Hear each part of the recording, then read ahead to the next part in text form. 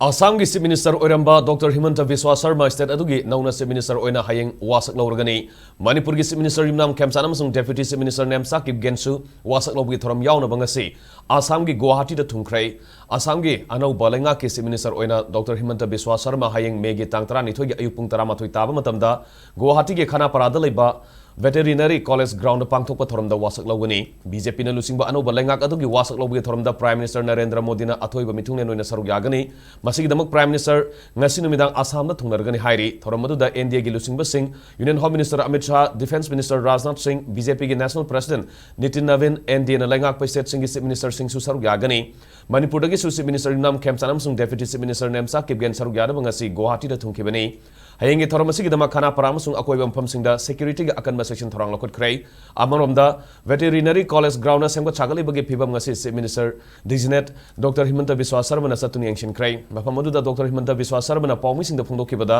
wasak lobgi thoram loibaga ikan kanadana mahak ki lenga ki hanba cabinet mifam pangthokani BJP na mikhal mamang da miyam da pikiba thajaba sing thabak to onthokpa haibasina mahak ki lenga ki maruiba thodang oigani haiki panbe yabade handak pangthokiba sit chani ngapigani Sit Chamaga Kuntaruk Laiba, Assam Assembly Mikhal Gi Folda, Bharatiya Janata Party na Sit Marifuni Indian National Congress na Sit Taramapan, Varolin People's Front na Sit Tara, Asongana Parishan na Sit Tara, All India United Democratic Front na Sit Ani, Raizor Dal na Sit Ani amasung All India Trinamool Congress na Sit Ama Phangkibani.